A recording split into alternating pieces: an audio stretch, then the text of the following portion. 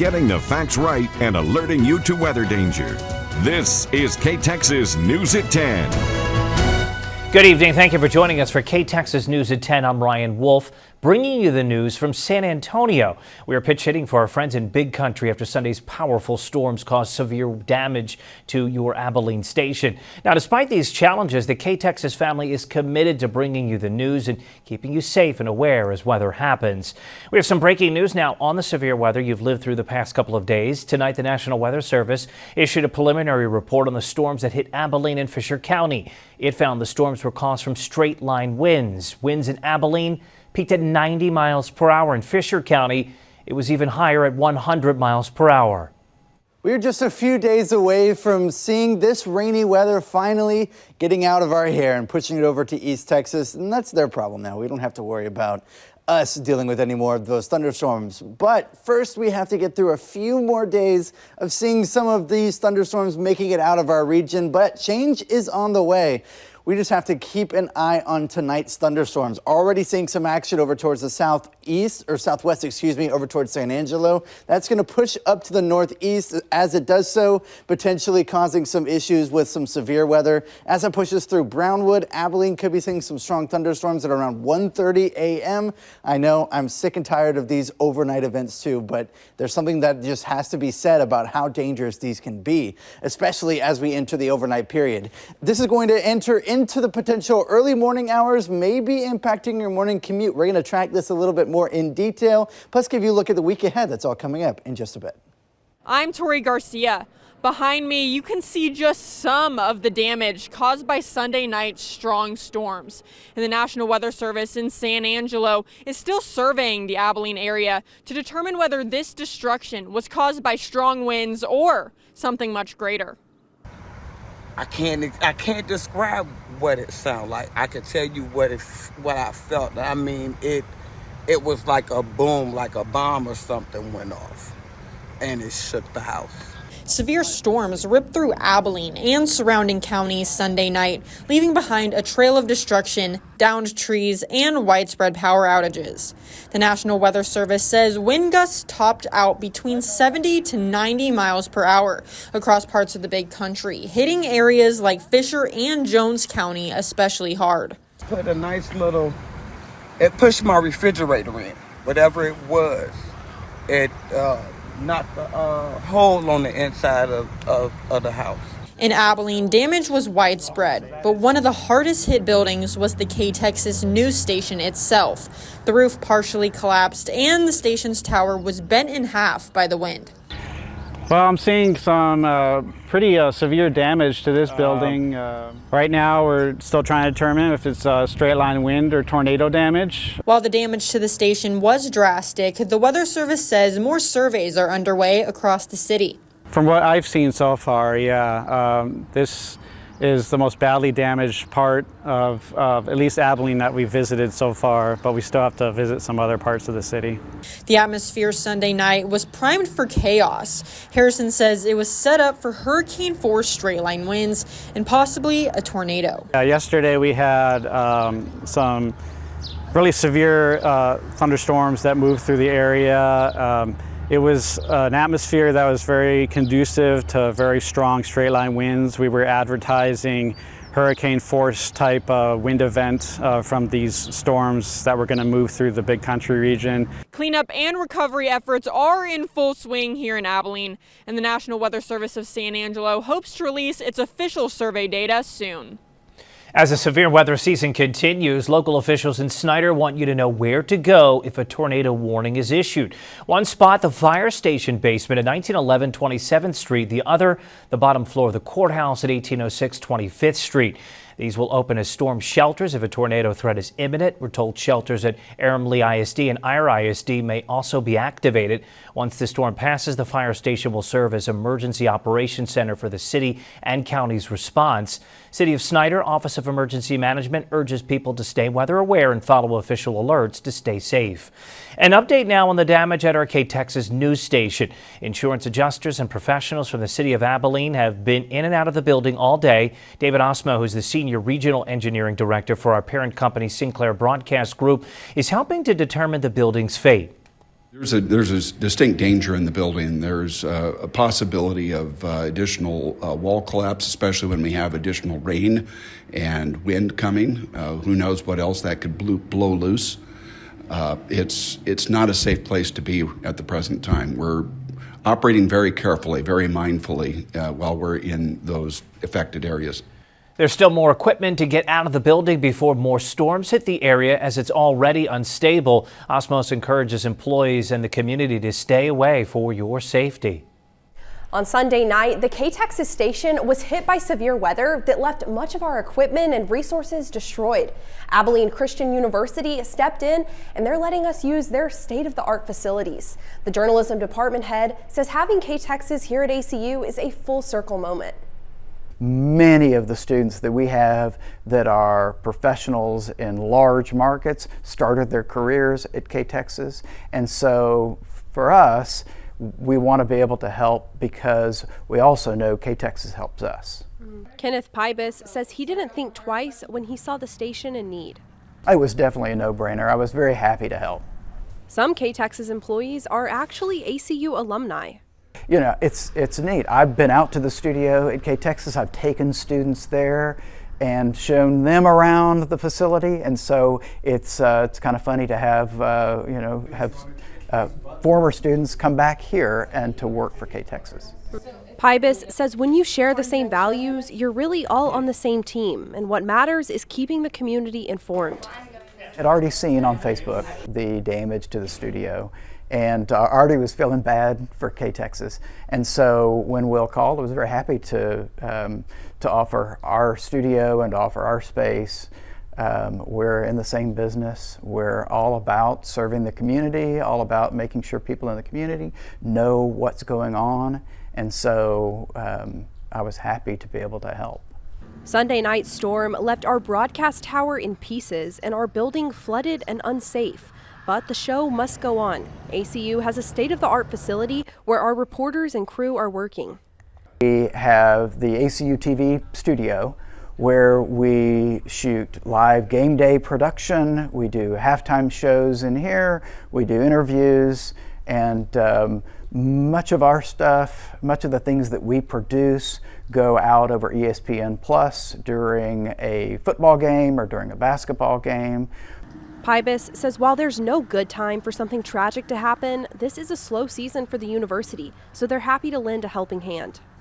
So we don't have a lot going on in the studio during the summer. We have students that are in and out of this room during the semester every day, but it's kind of perfect timing for us to be able to offer the studio to KTXS because nothing's going on right now. We're taking things day by day, and right now there's not a timeline for if and when our building will be restored. We're extremely grateful for them as well. With all the storm damage Abilene has seen recently, you may be looking to hire a contractor, where the Better Business Bureau has some advice to help you find the best option. First, do your research on your project. Once you narrow down what type of contractor you need, it will be easier to choose who is right for the job. Next, know your budget. Not only will this help you avoid being scammed, it could also help you save money once you decide on that contractor. And third, review previous work and check references. This will ensure you're hiring someone who's trustworthy. For more advice, visit your website, KTXS.com.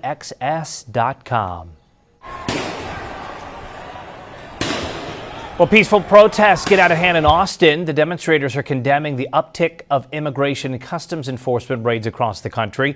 Once protesters crossed a line, officers fired tear gas into the crowd. 4 officers were injured from flying rocks and 12 people were arrested. More National Guard troops are now. Hundreds of Marines have been deployed to Los Angeles as violent protests continued for yet another night. More than 100 arrests were reported on Monday. National correspondent Matt Gelka reports. The Trump administration doubled the number of National Guard troops deployed to Los Angeles, with 4,000 troops in and around the area after protests over ICE enforcement have led to violent outbursts. 700 active duty Marines also arrived Tuesday. If we didn't send out the National Guard, and last time we gave them a little additional help, Los Angeles would be burning right now. California Governor Gavin Newsom continued to denounce sending the military into the city, filing an emergency motion to block the Marines' deployment. The National Guard has been protecting a federal complex in LA where some immigrants are being held after ICE raids around the city. You asked about the situation in Los Angeles, and we believe ICE agents should be allowed to be safe in doing their operations, and we have deployed National Guard and the Marines to protect them in the execution of their duties. It will cost $134 million for the Guard and Marine deployment in LA. Use of force on American citizens could be an option if Trump opts to invoke the Insurrection Act. If there's an insurrection, I would certainly invoke it. We'll see. Senate Democrat John Fetterman called on his party to denounce the violence more forcefully, writing in part, "This is anarchy and true chaos. My party loses the moral high ground when we refuse to condemn setting cars on fire, destroying buildings, and assaulting law enforcement." The GOP has targeted Democrats for downplaying the violence and alleging California leadership enabled the protests. I'm not going to give you legal analysis on whether Gavin Newsom should be arrested, but he ought to be tarred and feathered, I'll say that. California officials have maintained local law enforcement can handle the situation without bringing in troops. The president has been engaged in an unlawful power grab. He has tried to seize authority he does not have. The National Guard will stay in LA for 60 days, according to the memorandum that the president signed deploying them, with Trump saying Tuesday they would remain there until there is no danger. Reporting in Washington, I'm Matt Gelka. A judge denied California's request to block the Trump administration from using the National Guard and Marines to assist federal officers. Instead, arguments are slated for Thursday. The judge wants more written arguments from both sides ahead of that hearing. President Trump is wanting to reshape how FEMA distributes funds to states for natural disasters. Trump says he plans to allocate less FEMA money and instead give it out directly from the president's office. He also says the changes will be aimed at empowering governors to respond to national disasters. So if a certain state, as an example, gets hit by a hurricane or tornado, that's what a governor should be able to handle it. And frankly, if they can handle it, the aftermath, then maybe they shouldn't be governor. Homeland Security Secretary says the FEMA Council is working on reforms for the future of the agency. Trump says the changes will likely happen after this year's hurricane season. Summer's a fun time to hang out with friends and family on the lake, but boating can be dangerous. What you need to know to stay safe next on KTXS. I'm tracking a drying out period as we head into the rest of this week, but you're saying, Michael, it is about to be pouring down rain for the next few days. Why are you telling me it's going to be drying out? Well, a pattern change is on the way. Change is on the way, and we just have a few more days before we dry out for the end of the week. But first, we have to track the rest of this rain. The potential for some flooding concerns and, unfortunately, more severe weather, and of course, it's going to be happening at night. Why wouldn't it be? That seems all we're going to be getting for the time being is overnight thunderstorms. 1:30 a.m., I'm expecting some strong thunderstorms moving through the southeastern portions of West Texas. We're looking at Brownwood. We're looking at San Angelo. Some of these storms could be strong to severe, and I'm not entirely ruling out that we could see some action here in Abilene. As we move up towards the northeast, we're going to be watching a little bit less in Throckmorton and Snyder, maybe just some heavy downpours. Could be a strong cell or two causing some thunderstorms, but I'm going to be watching closely for some flooding.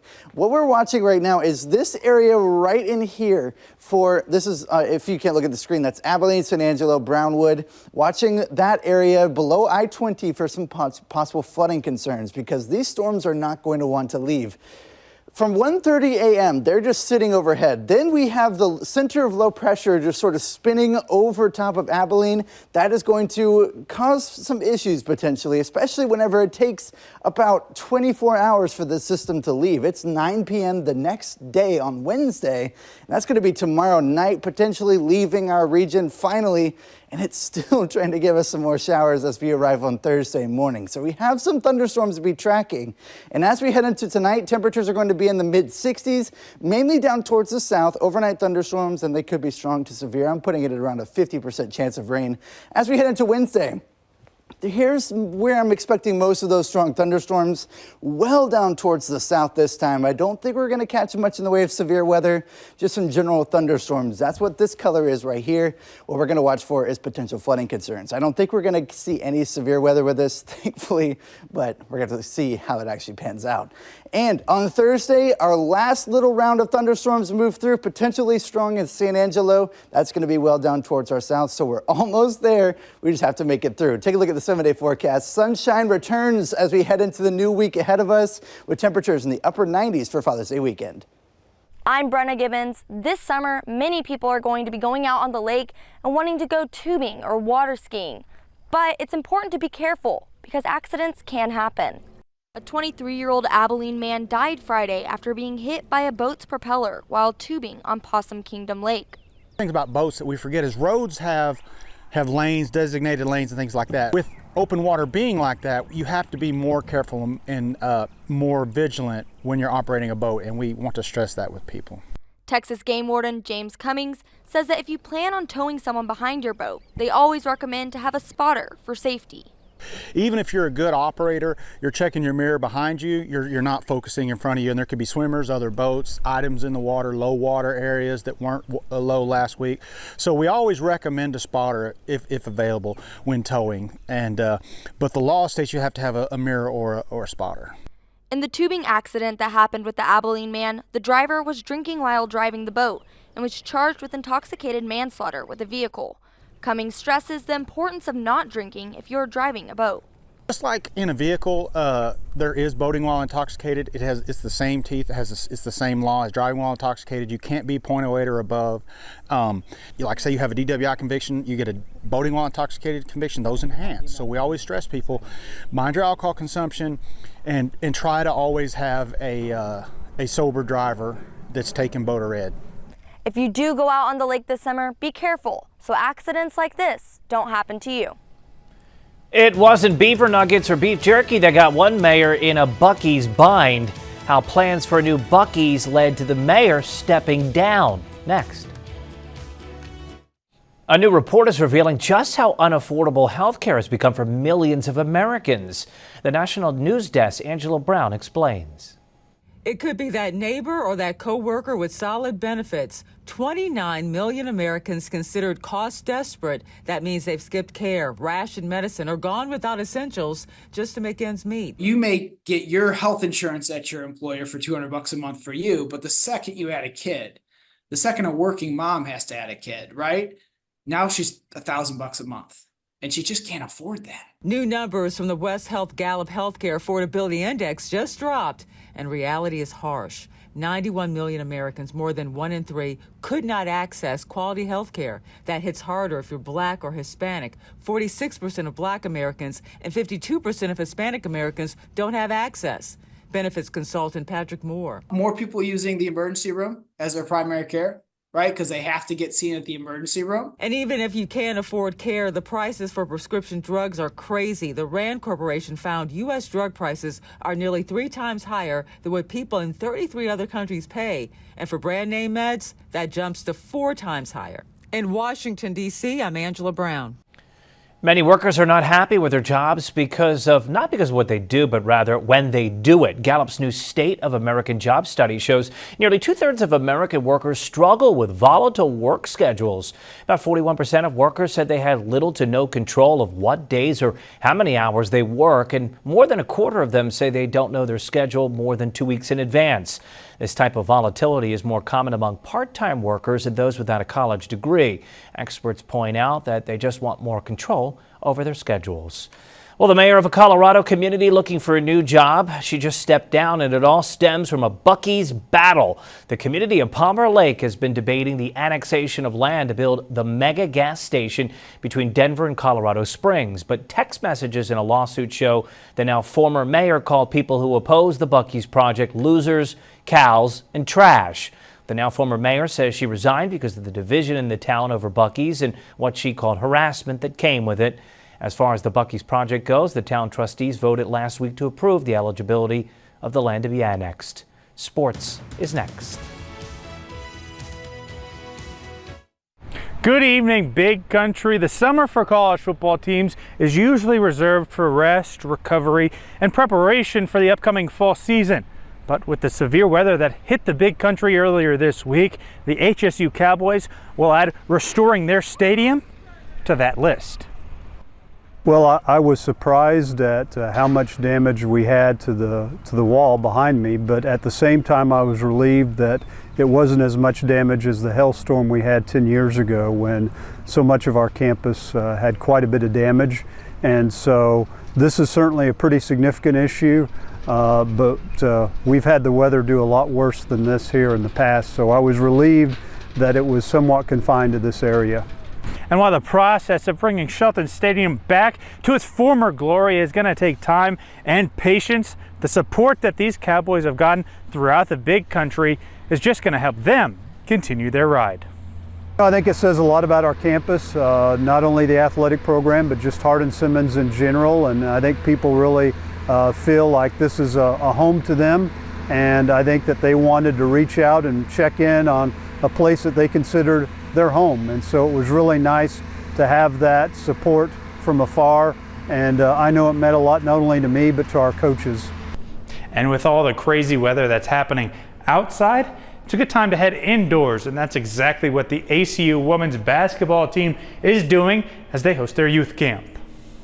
The best thing about our basketball camps is just introducing young ladies to the sport of basketball. A lot of them have played before, but we also have a big number that have never played organized basketball before. And so we're just trying to really teach them about the fundamentals, give them some drills they can do when they go home, whether it's working on ball handling, working on shooting form, defensive slide, things that they don't have to have someone lead them through.